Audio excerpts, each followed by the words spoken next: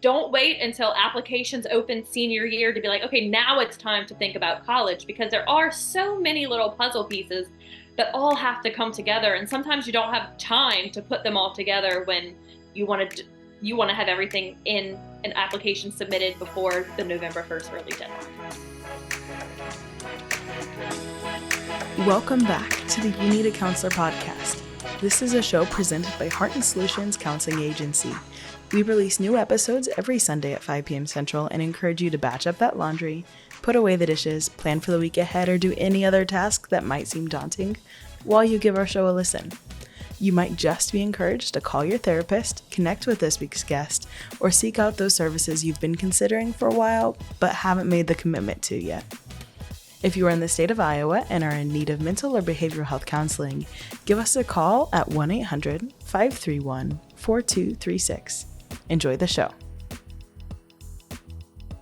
Hello, and welcome back to the You Need a Counselor podcast. My name is Dr. Julie Johnson. I'm the president and founder here at Heart and Solutions, Mental Health Counseling and Behavioral Health Counseling in Iowa.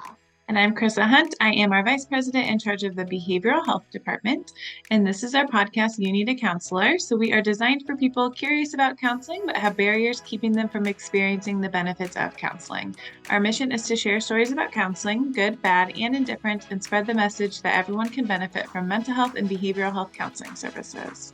Our guest today is a scholarship enthusiast, which is a term I had never heard before, but I'm so excited to hear about. Our guest today earned over $900,000 in scholarships going to college. So essentially got paid to go to college. And in our world today, with everybody struggling with student loan debt, everybody having interest pile up on our student loan debt, oh my goodness, is this a worthwhile topic today?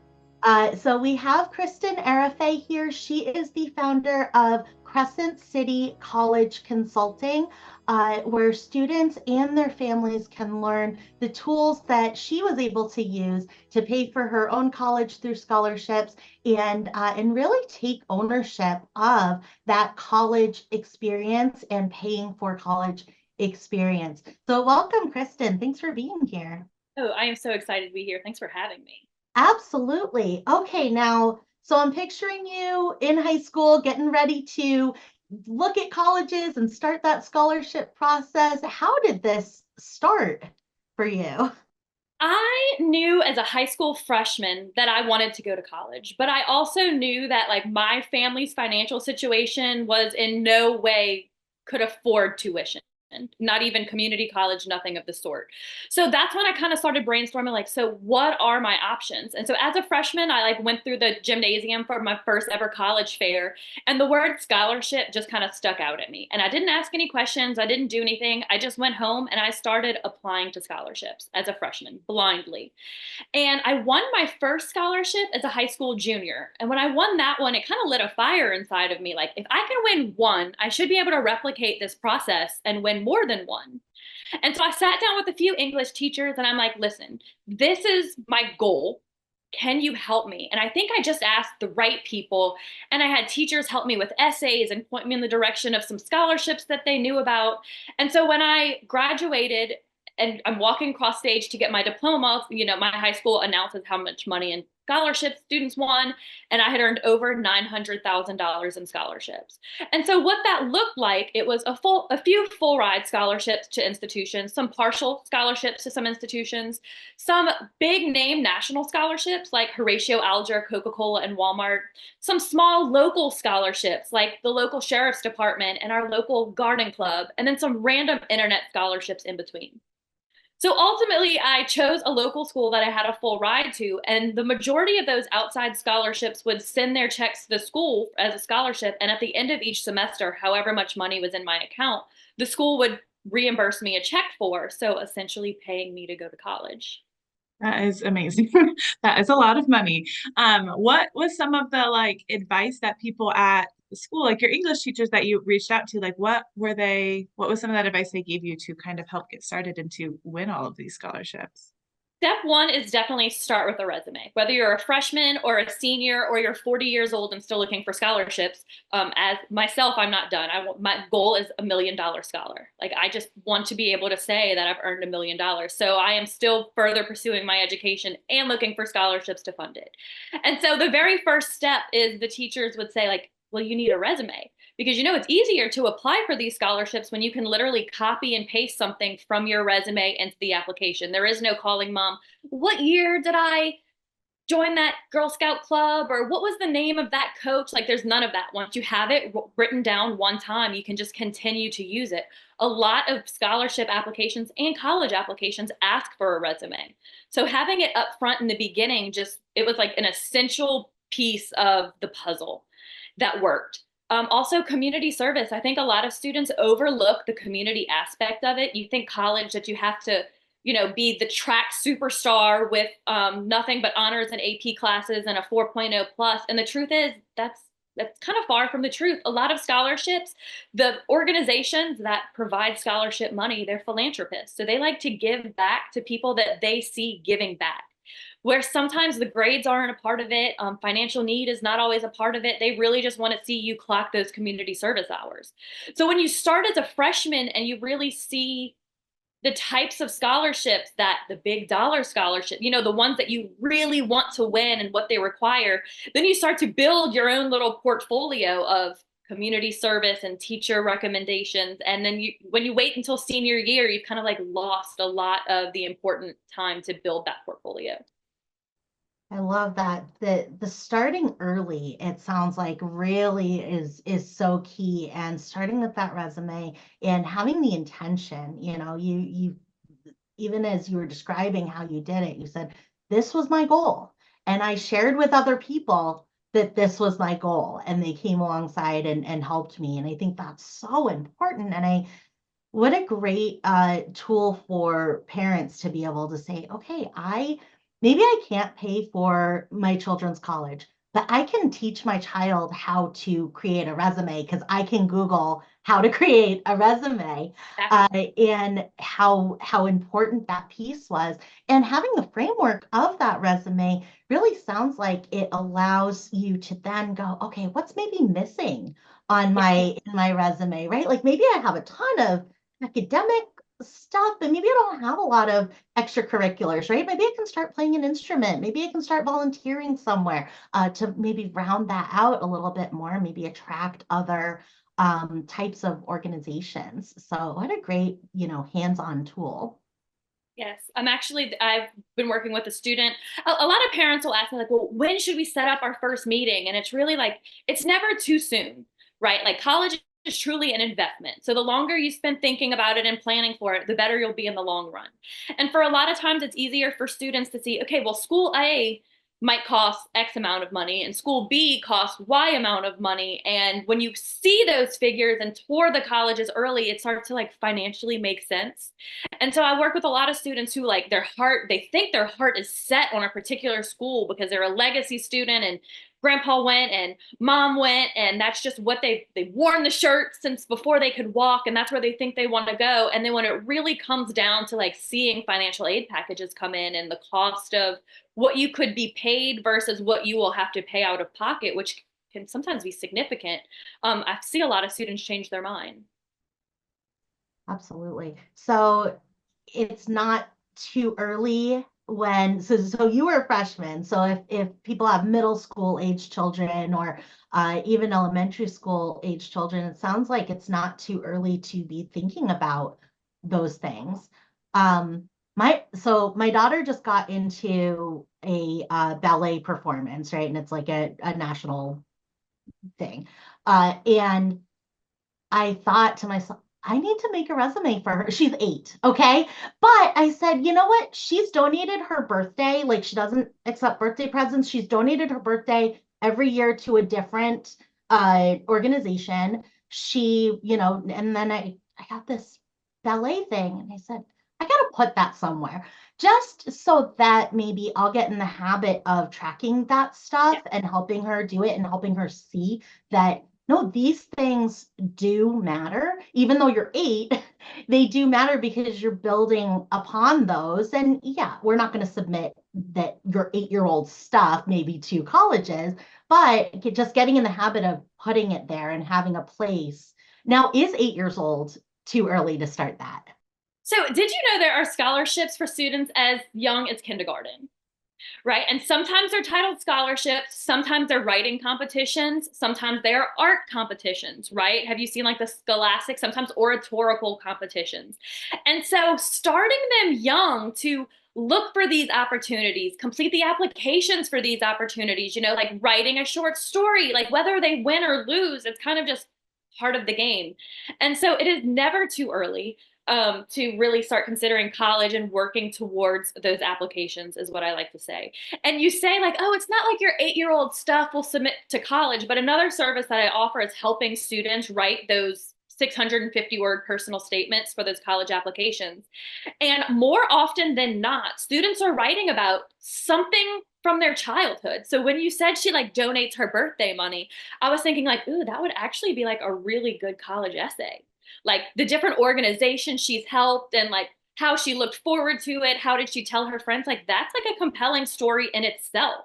And it's just going to continue building onto it in the next 10 years until she's ready for college. So I don't always think like, oh, this won't really count till later, because it could just be the missing piece in her story that really pulls it all together. Wow, that's very encouraging to hear. I mean, as a parent, college coming up in 10 years is a very scary idea financially. And for a lot of reasons, but financially, absolutely. And so I love that idea that you can start that young, and that young they can start the process of developing the skills to be able to tell their story, write narratives about themselves and how they feel and how they contribute to the world. Because those are transferable skills anyway, but it's going to really help when it And then, comes well, you mentioned like we talked about community service and part of the essay. So there are community service specific scholarships. A lot of them, the students who are winning, they are clocking 100+ hours a year, right? So that's like, let's just say freshman, sophomore, junior, senior year. Well, if you wait until you're a senior to start writing down those hours, you have no idea. You don't remember what you did in September 4 years ago. And so by just getting a Google Doc and just the organization, a sentence of what you did, and a number of how many hours you spent, and just having a running list of that starting earlier, you just get in the habit of doing later. And then those are the documents that are winning the high dollar scholarships later. So it's never too early. oh, and you had mentioned teacher letters also. At what age do you recommend doing that? So my daughter's in third grade, so she's had 4 teachers now. What age do you recommend starting to collect those? So I haven't seen anything. Most of the teacher letters of recommendation for college and scholarship stuff, they typically want your high school teachers. So high school, right? And so I usually tell my students like always ask in person. And if you have a resume, yeah, okay. I taught high school for a year. You have to think a lot of high schools might have 250 students, right? Let's just say half of them are applying to college. And you could say half of those are all applying to like state schools within their location, typically, right? I'm kind of pulling these figures out of the air. But those teachers are writing letters of recommendation year after year for maybe 100 students all going to the same school. So like the letters just get redundant. You have to assume that there's probably a template, but the students who submit their resume to the teacher as like a form of a brag sheet, the teachers can really tailor those letters. So meaning those letters stand out above the other 100 that the students are just like, hey, teach, write me a letter. So once again, that's kind of where that resume really comes back into play. And I'd say it doesn't matter so much until they're in high school. A caveat would be, let's just say your daughter continues dance for the next 10 years, right? Then that dance instructor would be a monumental person to have her write a letter because she's known her for 10 years, not just 10 months in a classroom. So yes, definitely keep that in mind. But I wouldn't really ask until she's in high school and needs the letters. That is great. So then you had said the resume is kind of that first, like most foundational piece. What are those next steps that you recommend? So step 2 is definitely the letters of recommendation, right? A lot of schools do require those. Step 3, the transcript. A lot of scholarship applications, they want to know that you can get a copy of your transcript. Some require an official copy, some require an unofficial copy. So just knowing that you can access those tools is important. So that is, we said resume, letter of recommendation, transcript. The next one is the essay.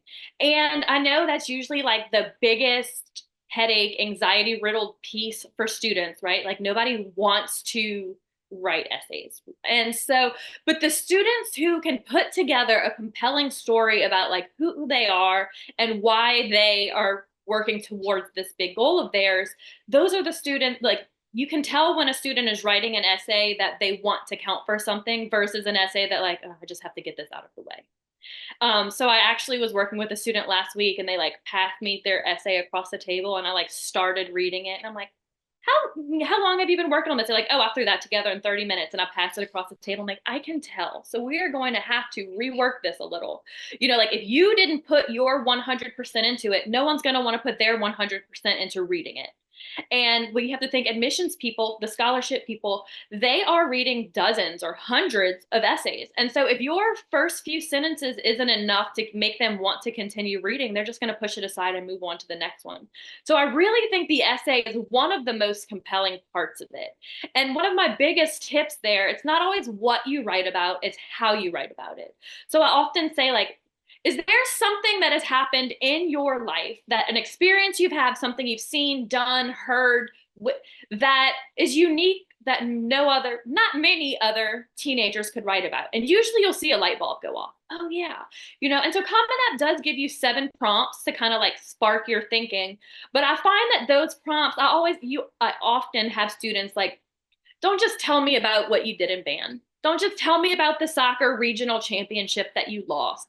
Don't tell me about something horrific that happened just to get like bonus brownie points. You know what I mean? Unless you can tell the whole story about it in a way that kind of captivates the reader, you know, like make it about you and something that they haven't heard about. And that's when, like I said, usually the light bulb will go off. Tell me something that is unique that you've seen that no one else has seen. So the essay would definitely be what I would consider like one of the more important pieces. Okay, so we've kind of talked about like how early you should start. What if you're listening to this episode and you're like a junior or senior in high school? Is it too late, or what are some things they could do that would still kind of help them? It is absolutely never too late to find scholarships, right? There are millions of them. There are actually some scholarships that are junior specific. Horatio Alger is one, that's a need-based scholarship. There are many that are senior year specific that you can't apply to until your senior year. And then I think the threshold is some students, like after they graduate high school, they're like, man, I missed the opportunity to apply for scholarships. I'm in college now. And I'm like, that's great. There's a lot of scholarships. So scholarship committees are getting in tune to students drop out, right? Students change their major. So a lot of freshmen are like, I want to be a nurse, and they are winning $10,000 nursing scholarships. And then they get to college, and after a semester or two, they're no longer interested in nursing. So that all those nursing scholarship dollars are kind of like not producing nurses at the end. So a lot of scholarship committees are now saying, okay, when you submit your college transcript, we want to make sure that you're a sophomore in college or a junior or senior, or that you have 30 credit hours before we will award a scholarship. So, and there are some scholarships specific for graduate programs, master's programs, and so it's never too late. That's, I think, probably the most important part. You don't have to be a senior in high school. You could do it long before and continue doing it long after. Wow, what a great perspective, and that you're modeling that you're continuing to look as well for scholarships. And man, I think, I started my doctorate when I was 34 and I didn't look. I mean, I did not look for scholarships because I thought I'm 34, right? Who's going to give me a scholarship? So the idea that, yeah, even if you're in your 30s, if you're in your 40s or if your 50s or your 60s and you're looking to go to school, I think what's so validating about it is that no matter what your age is or what makes you unique is beneficial. There are scholarships out there for your specific situation. And I think that's so validating for people who might think like, well, I'm not 18, right? So who's going to... A lot of students are like, well, I don't have a 4.0. I'm not a sports team captain. I'm not ethnic, I don't hit and check any of those boxes. I don't think I don't qualify for financial aid because my mom and dad both work. So I don't want to be bothered applying when I know I won't win. And that's just not the mindset to have because I'm like, aren't you a vegan? There's a scholarship for that. Are you left-handed? There's a scholarship for that. You want to go into chemical engineering for plastics? There's dozens of scholarships for that. And so no matter what attributes you have, however you can define yourself, whatever adjectives, adverbs, qualifications, whatever boxes you check, there are scholarships for that. Especially when you can niche down into a major, and then if you are in one of the word just left me, but anytime that you can use a qualifying word to define yourself, there's a scholarship for that. Okay, so for your coaching, then if somebody wants to book you, is it nationwide? Is it through like telehealth? Do you meet in person? How does that work? I do a little bit of it all. So I started my company in 2020 in March, 2 weeks before the world shut down. And I was looking for an office. And when COVID shut the world down, I was like, ooh, maybe I should just work from home like everyone else. No one's going to want to come out and see me in an office. So I did for many years. I did all virtual nationwide. Like I said, it was COVID. My original intention was I live in New Orleans, Louisiana. I will service New Orleans, Louisiana high schools, colleges, universities. And then, boom, 3 weeks later, I was getting more international students and students from all across the country than I even was local students. And that's when I kind of sat back and I'm like, I have to find a way to provide some sort of service no matter where you are. High school counselor, you couldn't get in touch with your high school counselor. And so yes, we can sit down and have a Zoom conversation. If you are local to the New Orleans area, come. I do have an office now. Let's come and have a seat at my office. Sometimes I just see students. Sometimes I see students and parents. Sometimes I see students, parents, grandparents, and they bring their siblings because in the next few years, they're going to have to hear this too. And so honestly, the more the merrier. It's kind of how I feel about it. Absolutely. And you had mentioned need-based scholarships too, and I think that's another way that we could have a tendency to disqualify ourselves and say, nope, I don't qualify if I don't qualify for the need-based financial aid. So are there differences when it comes to, those need-based or qualifying scholarships and then the ones that are based on our interests and who we are? Yes. So there are scholarships that will say need based. And then I always suggest read the eligibility, right? Because why spend your time applying if you're not truly eligible? So sometimes in the eligibility, it'll say family income must be under, sometimes it's 55,000, sometimes it's 65,000, sometimes it's 100,000. It just depends on whatever figure the organization chooses. So always kind of pay attention to that, right? And then other schools, I'll take Vanderbilt University, for example. They consider anyone who qualifies for financial need to be if you make under $150,000 a year. So you may have thought like, well, wow, we make more than $100,000 a year. We'll never qualify for financial aid. But that's not true because with certain universities, you still are under that threshold. Then there are some scholarships from outside organizations that are not university specific that may say, we consider financial need, but they don't put a number on it. And the way I look at it is if you are in the position that you are looking for scholarships to cover the cost of college, you show financial need, right? Some of these organizations will require that you show last year's 1040 or, the FAFSA page that you submit that comes back with an SAI number. Some scholarships will require that, but they may not put a stipulation on what that number looks like. And it may not come down until they pick their top 10 applicants. And then they're like, okay, well, let's just take a look at financial need and see which 5 qualify the most. So you may be counting yourself out of financial need scholarships because you make 6 figures, but the truth is it may not be against you in certain instances. So always apply and let the committee be the one to decide if you are the one who truly deserves it. Don't count yourself out. Always just put your best foot forward. Do colleges typically have like a topic that their essay needs to be? Can you use the same essay for multiple scholarships, or is it different based on what you're applying for? So if we're talking about your college admissions essay, the personal statement for schools, it's 650 words and they give you 7 prompts. The 7th is you can write an essay about whatever in the world you want, or one that you've already written. So literally you could write whatever you want. Um, and that essay can be used for multiple schools, for as many as it takes. And then some schools will have supplemental essays where they'll pick their own question, and so they're in charge of what the question is and how many words for the answer. So some of the most popular essays are why this school, right? And so it helps if you can go on, if you've toured the school and you can go onto their website and pick, is there a professor you're excited to learn under? Is there an organization that you want to join? Is there a tree in the quad that you want to sit under and do your homework? Like whatever you can pull that is school specific looks great. Another supplemental essay is why'd you choose this major? And so that's usually when school students go back to, oh, at 8 years old, I took that dance class, and ever since then. Another popular is the diversity essay. And for some students, that is so easy. And for other students, that is the hardest essay they could possibly write. Basically, schools want a diverse campus. And so what can you bring to this campus to help us make it a diverse campus? And that's a popular supplemental essay. And those are probably the three most popular supplemental essays. The word count will vary. I do want to say that you can typically reuse them as long as if you change your school specific stuff, like don't accidentally copy Baylor's essay into Vanderbilt, because you just probably hurt your chances. But yeah, I mean, there are the scholarship possibility. I mean, the essay possibilities are endless. So we just talked about the school specific, but with scholarships, I find that sometimes, often, you can take one of either your personal statement or one of those supplementals for your school and twist it into a like organization specific prompt type thing.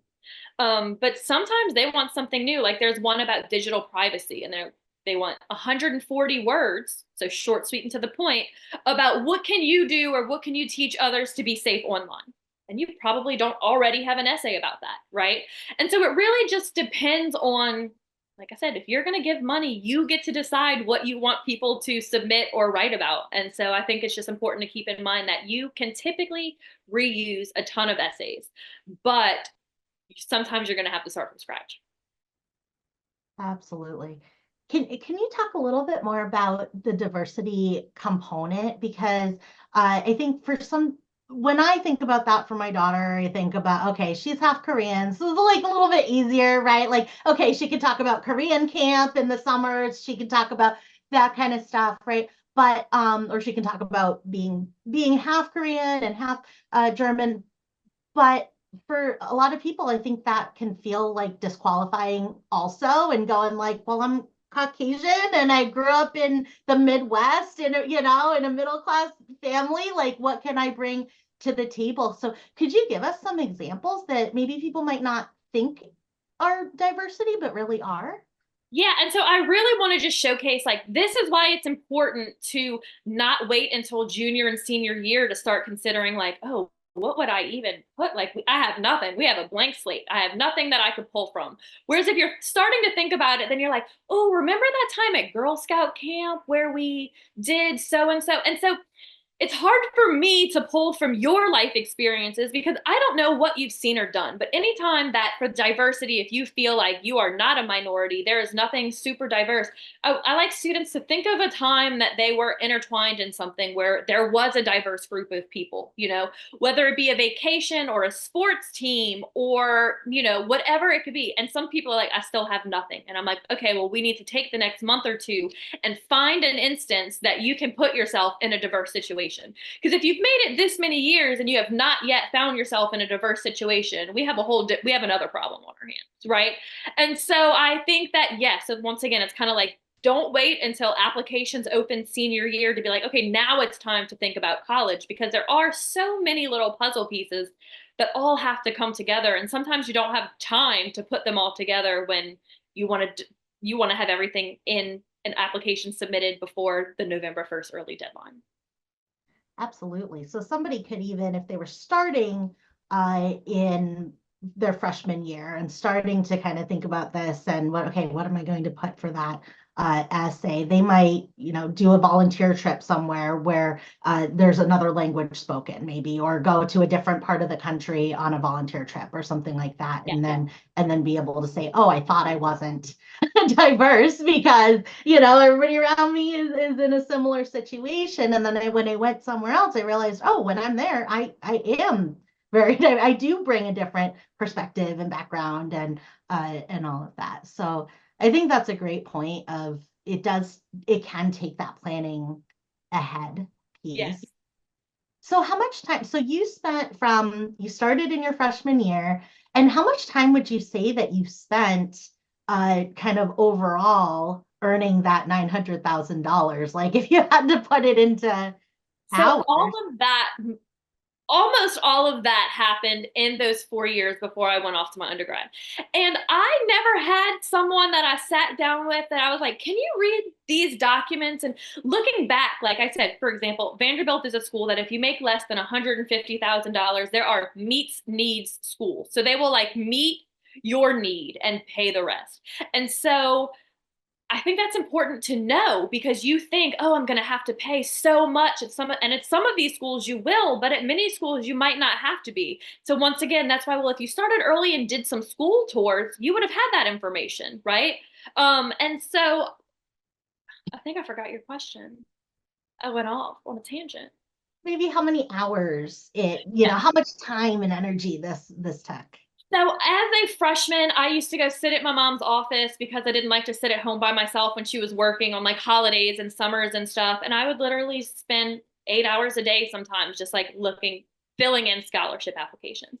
Now I know now. So I have students and parents, not as much students as the parents who are like, my little Johnny submitted 150 scholarship applications and he didn't win a single scholarship. Scholarships are a waste. And I'm like, whoa, well, let's talk about it, right? What types of scholarships was Johnny applying for? Because there are a lot of, like if it's too good to be true, it's probably not legitimate. And that's true in more cases than not. So there are scholarships that are like easy monthly, no essay, $10,000 scholarships. And you're like, wow, what do I have to do? And you're like, oh, just my name and email address. I mean, I got it. And you're like, boom, scholarship done. But the truth is, organizations like that, they are just selling your information to companies like mine. Like I get reached out to saying, you want to buy our email list? I have thousands of students in Louisiana with ACT scores of 25 or higher, and you can buy their emails and contact them. And that's how they're funding. Like it's like sweepstakes. And I'm not saying that they're not legitimate in the fact that I don't know if anyone's winning them, but here's the thing, I don't know anybody winning them. They're not posting their winners monthly online. They're not, you know what I mean? Whereas like the legitimate scholarships are the ones that like you got to put in effort for. If it sounds too good to be true, it probably is. The truth is like 80% of I have spreadsheets now that I do personalized scholarships for students where you can fill out a Google form questionnaire. And from there, I will match you with scholarships that you are eligible for that are legitimate. You don't pay the fee to apply. You don't have to pay a fee to get from the organization to get the scholarship. They are just open. They are legit. They are not sweepstakes. And so many students want to just jump the gun and get, well, it was easy, but 80% of scholarships require an essay. Okay. The ones that don't require an essay usually require proof of financial need or your community service list or teacher letter recommendations or your transcript or ACT scores or all of those plus an essay. But you just have to get comfortable submitting essays with the applications because that's what wins. I want to say like you're more than a number, right? Like you can only control your ACT score, SAT score, or GPA to an extent, right? Like you show up, do your best, but like you can't change it once it's there. Same thing, like your teacher letters of recommendation, you're not in control of what they're writing about you. But you are in control of what you're writing in your essay. So when I look at it, it's like the only part of your application that you're in complete control over. So like use that to your advantage, especially if you're lacking in your community service or you're lacking, your GPA could be, you wish it was a few points higher. Then that's when you really need to show up and show out in your essays because that's where it holds the most weight. Yeah, that's awesome that you have that form too that'll pull up like all those scholarships because I'm sure it's hard for people to even like know what's a real scholarship and where to even start or applying for those fake ones that you said. Yeah. And you do have a resource too that you've made called Louisiana Student's Guide to College on Amazon. Can you kind of go over what people can expect from that workbook? Yes, so I kind of compiled over the years like the most prominent questions. Like number one, where do I start? A resume. Like the first page in this is like, let's make a resume. That way we can better assess the rest of, your quirks and what you have your interests and what you have going for you. And so there's an outline of what's expected in the resume. There, I gave a template like, great, letters of recommendation. This is a template that you can use to copy and paste it and ask your teacher for a letter of recommendation and be sure to include your resume. And this is ways to get copies of your transcripts. And there's questions to ask on a school tour. I have a comprehensive list of majors in here, something that I wish I would have had. There's like hundreds of majors. I saw a study recently that teenagers were given 2 minutes to write down as many careers as they could. Do you know the average student? The average is 20 careers. Like most high schoolers can only think of 20 jobs that exist. Well, there's tens of thousands of careers. I mean, there's hundreds just in a school, but students only think of teaching. In a hospital, there's thousands of jobs, but students only think doctor and nurse. And so it's really just getting into like the possibilities of what could be a part of your future if you don't know what you don't know until you know it. And so I want students to know, like, when you go on a school tour, these are some questions you should ask. This is how to schedule your school tour. This is how to set up a meeting with your high school counselor. And high school counselors, we'll circle back to that in a second. But back in this book, right? There are scholarship guidelines for like what you need for a lot of scholarship. I have like a college application like outline. Like this is what they're asking for on your college applications. Fill this out now and you'll see what you're missing when it comes to filling out college applications later. I think that my favorite part of the whole book is I have a section for reach schools, match schools, and safety schools. And I think that students sometimes get caught up in the schools that they want to apply to, but don't really pay so much attention to like what the admission requirements are. So if you have your sights set on what I'll call a reach school, meaning their average ACT or SAT score, an average admitted GPA student, it's a reach for you. Not saying you can't apply, but you don't want to apply to only reach schools because then it's like nail biters waiting for acceptance letters to come in. But if you apply to some reach schools, some match schools where your ACT score and GPA are a good match with those admission requirements, well, then I'm not saying you're guaranteed admission, but like you're a good match for admission. Or safety schools. And I think students like to think of safety schools like, oh, if I don't get in anywhere else, I'll go to a safety school. But I like students to kind of like change that mindset to, if you broke, I play devil's advocate, right? If you broke both of your legs the summer before you're supposed to go away, states away to college, what would you do? Right? And it's easier to call up a safety school close to home, whether that's a community college or a state, whatever that looks like for you. And it's easier to say, hey, I'm Christen, my situation changed. Can I like pay tuition and schedule some classes? Than it is to say, hey, I know you never heard of me, but I need to go here now. Right? It just kind of like sets you up like just in case. And I think that's a big part of what I do. And parents tell students the same thing. Parents probably say, you can't only apply to Ivy League schools. And students are like, but I'm going to do it anyway. And then when it comes down to it, parents are like, I told you so. Sometimes I say the same thing that your parents are saying, but it sounds better because it's coming out of my mouth versus theirs. And that's why some parents are like, I want to sit with you too. And other parents are like, I just need the student to do it. Right? Like, and every student has a different level of independence. So there are some students who we will meet with once, go over the workbook, and it's like it sets them up for like all of the next steps. And they're like, great, I'll reach out if I have a question. And there are some students who are like, I do not want to submit a single application unless you are over my shoulder reading it. And so it really just depends on your own level of independence and what you're willing to put in the work by yourself, right? And I'm not opposed to either. I was the student who was like, tell me what to do and I will do it. I will put in the effort, put in the work. But I also had friends who were like, please hold my hand so I can make sure I do it correctly. And I don't think one way is any better than the other as long as you are motivated and putting in the effort to get it done, right? At the end of the day, all that matters is that you are submitting quality applications to places that matter to you, that you see in your future that will make a difference in your life.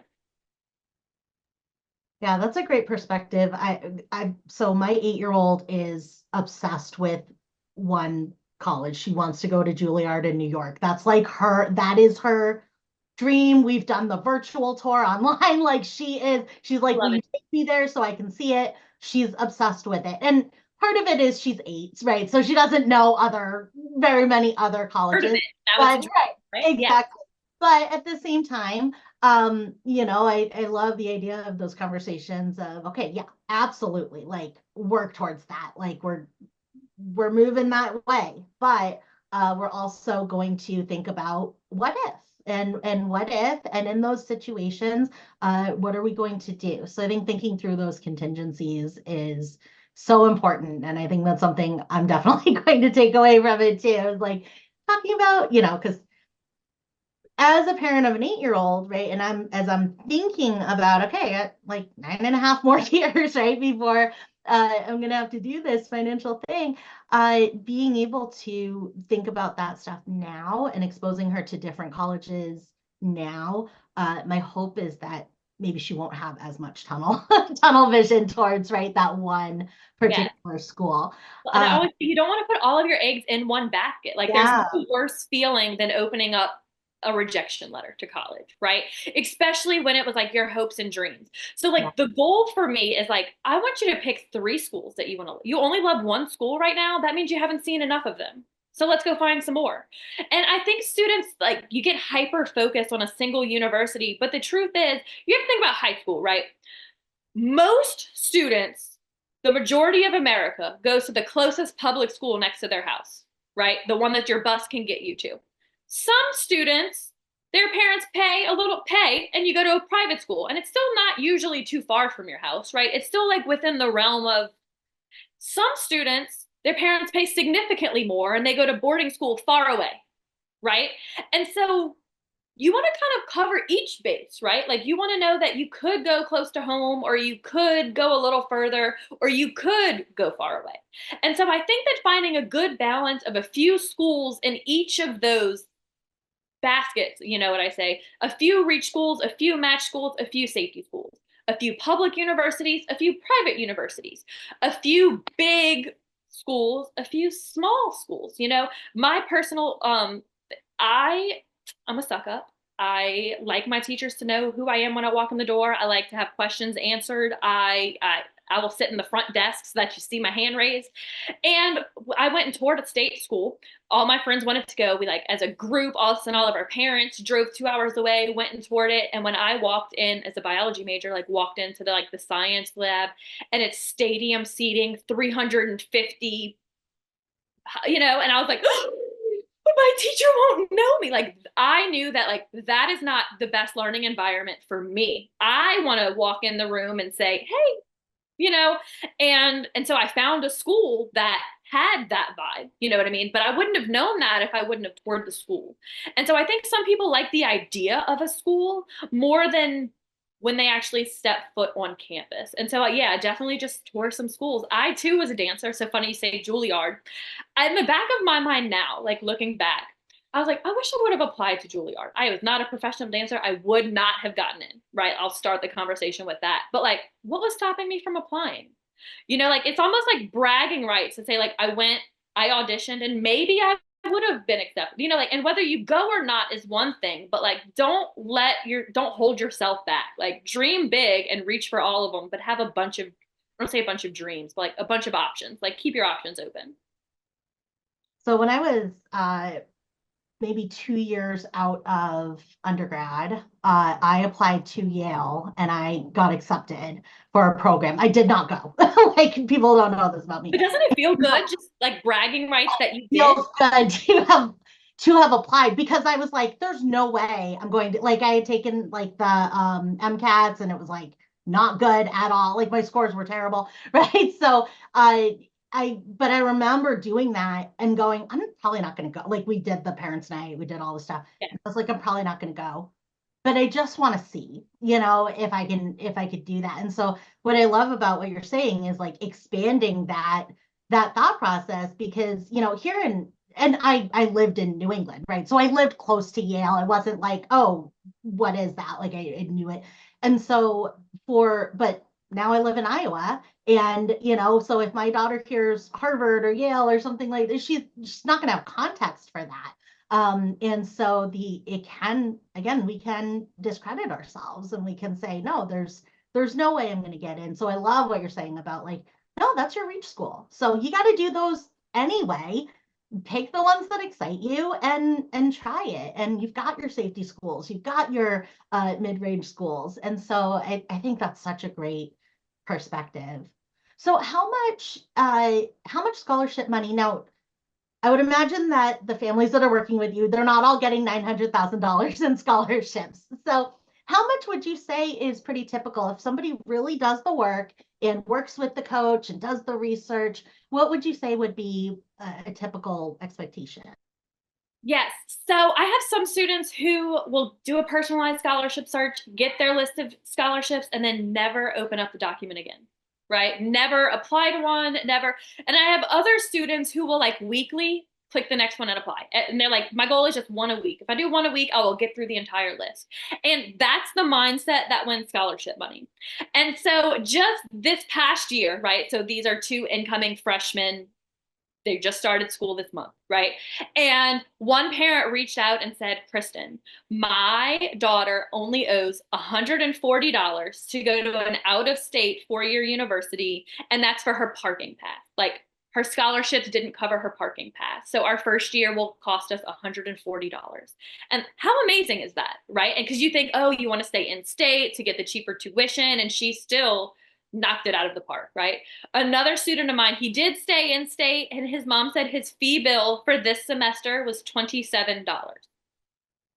And these are not valedictorians. These are not track superstars. These are smart kids who were motivated to put in the work. And I think like that's the important part. These kids have community service. They were in band or they were in Girl Scouts and or they, like, so there's like, I do find that there's like common factors. Like a lot of the students that I work with, they're in band, a lot of them.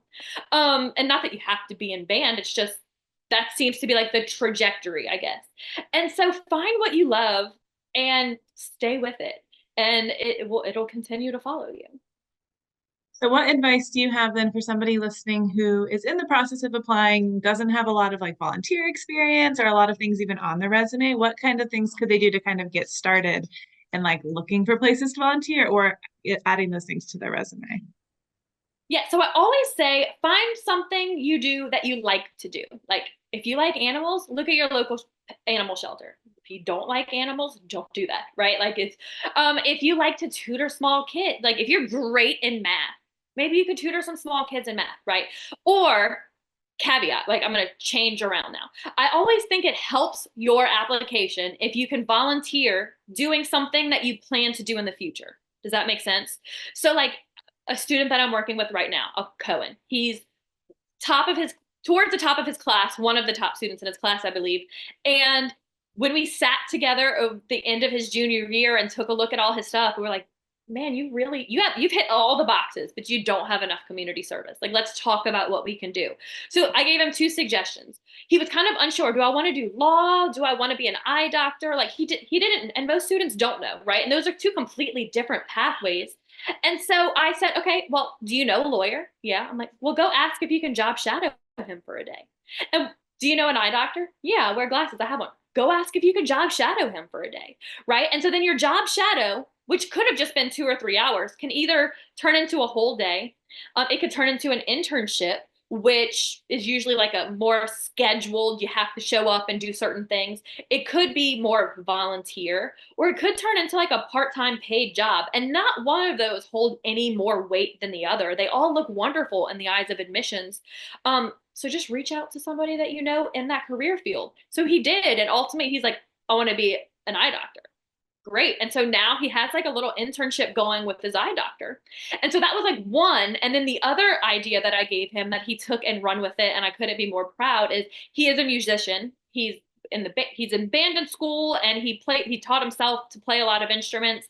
And so I put him in contact with someone in our local community that runs like a community center with the youth in our community. And she was looking for a children's music instructor to like lead music lessons a few days a week after school. And so now 2 or 3 days a week for a few hours each day, he is like the lead music instructor for our community organization. So he is clocking those out. And now that's what a lot of his essays are about. And it's not something that he's been doing for many years, but he's dedicating enough time to now that it is a large, comprehensive part of his application. And he's only been doing it 2 or 3 months.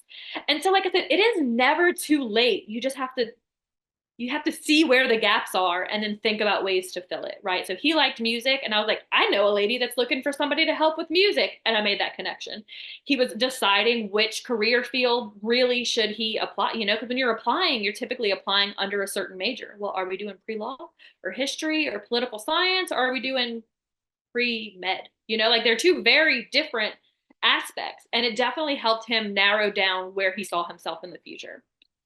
Absolutely. I love that perspective because a lot of middle schoolers, high schoolers are looking for jobs in the summer or jobs during the school year. And sometimes it can feel like, well, I want to do volunteer work or I want to do something that I'm very interested in for my future, but then I also got to make some money, right? While I'm doing this, I gotta save up for a car, I gotta pay for gas, I gotta pay for my cell phone, right? And the things that teenagers legitimately have that are needs. And so I love the idea of opening that creativity to be able to say, yeah, I don't have to choose one or the other, right? I don't have to say, well, I need the money, so I'm going to work at a coffee shop. I can say, well, I need the money, so I'm going to work at the local dance studio, right? Or I need the money, so I'm going to go clean up poop at the shelter, right? So that I have that experience with animals. I think that's great that we don't have to choose between the two. Colleges and like colleges specifically, like they understand that like some teenagers have to work, right, to put food on the table, to help mom and dad, or like maybe they are the income, like they go to school all day and they're not on football team or in band or debate club or robotics because like they go to work after school. And colleges take that into account. So when you're filling out Common App, one of the things they ask is like, you fill out your activities and they say, well, how many hours per week do you do this and how many weeks per year? And so that really puts things into perspective of like, where does this student spend the most of their time? And just because you don't have a long list of extracurriculars, but you work 20 hours a week, colleges see that and it doesn't count against you. It almost shows them that like you're motivated and dedicated and do what it takes. And so like, that's when it comes down to like, does your essay showcase that? And it doesn't have to be specific to that, but like, does your essay hold enough account to explain why you don't have community service, a high GPA because you were putting food on the table for your family and paying the bills, And so I think a lot of students like, I can't go to college. I didn't do enough in high school. I wasn't good enough in high school. I'm just going to continue working. But like, you don't have to have that mindset if furthering your education is what you see for your future. Yeah, absolutely. Well, this is great information. If you could, oh, go I ahead. have students that are still kind of like, or I say students, but it's also parents, always like kind of looking for an excuse. And like COVID was now 4 years ago, right? And so I'll think, well, we don't have much community service because COVID just didn't let us do a whole lot. And the truth is like those who wanted to did. Those who wanted to put in the effort have over the last 4 years, with or without COVID restrictions.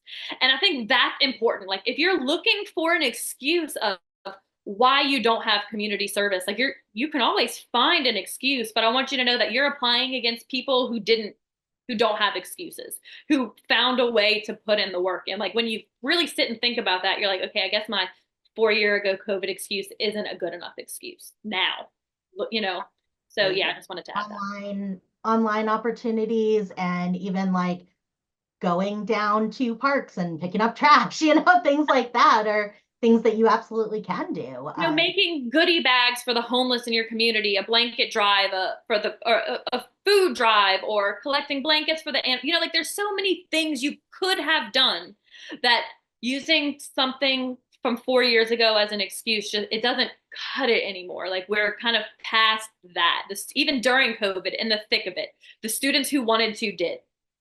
Yeah, absolutely. Well, if you could give a suggestion to somebody on the fence about starting either counseling or your college consulting business, what suggestion might you give? Yeah, well, so when you're sick, you go see a professional, right? You go to a doctor, they're a professional, and they will, if you have questions about your income and your taxes, then you go see a professional for that, right? Someone who spent a lot of time into answering these questions for other people. So I think it's the same way, like if you are having a mental health crisis or you have questions about college, like figuring out yourself, like some people, I figured it out, right? But it could have been so much more beneficial had I had someone in my corner, a professional to turn to and been like, listen, can you just make sure that I dotted my I's and crossed all my T's and I am doing everything necessary to make this successful? And I mean, you pay professionals to answer your questions when you need to, that there's no reason that you shouldn't pay a professional, especially something like your health is an investment, your education is an investment. And so if you have serious questions about that, I want you to look at it as like an investment into your future. Absolutely. That's a great point. And especially with something like this where the payoff can be so long-term beneficial. I mean, not having student loans, getting out of college, that's a huge benefit for so many different pieces of adulthood. So a great way to look at it as an investment in our family and our children's future lives as adults. So Yeah. I think that is great. And so if you are interested in doing either in person in Louisiana or telehealth coaching, you can go to Crescent City College Consulting, and that's going to be at www.cccnola.com. So definitely check that out. And the on Amazon, you can get the Louisiana Students Guide to College Workbook, which, when I first read that, I thought, I was excited, and then I was like, oh, but I'm not in Louisiana. But then when you were going through all of the different pieces of the workbook, I thought we can probably still use that because there's so many that are helpful no matter where a person is. Yes, and so this one is Louisiana specific because I do have like our state tuition program, we call it TOPS. And there are some like local to New Orleans scholarship pages in the back, but the bulk of the meat of the book, no matter who you are or where you're going, it will be beneficial. Wonderful. Well, we are excited that you're doing that service because I think it is very, very useful. And really what you're doing as you're coaching and consulting, you're helping people find meaning in what makes them special. And then even as people are writing, the students are writing their essays about their experiences, you're helping them to make those experiences meaningful as they're writing their essays. And that reflection from a third-party person who can be objective about that and can see the things that we can't see about ourselves. We can't see what makes us special all the time, but somebody else with the understanding and knowledge of how it works really can help point those things out to us. So thank you so much for being on the show, Christen. This has been wonderful and such great information. I know that I'm personally going to take for myself and my child as well. I am Christen Arafeh, and I need a counselor. And I'm Chrissa Hunt. I'm Julie Johnson, and we need a counselor. So do you. Bye.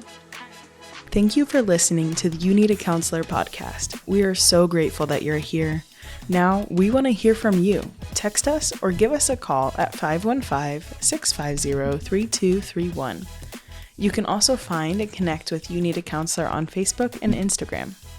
If you've enjoyed today's show, please take a moment to like, review, or leave a comment, as all of these things help others to find and benefit from the podcast as well. If you're in the state of Iowa and interested in mental health counseling or behavioral health intervention services, give us a call at 800-531-4236.